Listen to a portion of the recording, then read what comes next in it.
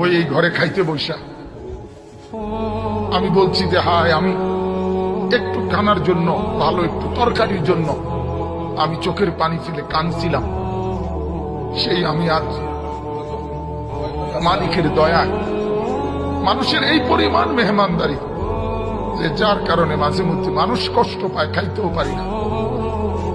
আমার আব্বারে আমি দেখছি একটা গেঞ্জি আমার আব্বার ঘামের থেকে ভিজা, আব্বার গেঞ্জিটা ভিজা যাইতো, আব্বা এটা ধুইতে দিলে ঘামের গন্ধের কারণে আমি বলতাম আমি পারতাম না, আমি ধুইতাম। এরকম ওই দিনও মারে বলছি যে মা, আজ যখন মালিক অনেক সম্পদ দিছে, আজ আর বাবা নাই, বাবার এই সুখের সময় কিচ্ছু খাওয়াইতে পারলাম না, কিচ্ছু না, কিচ্ছু না।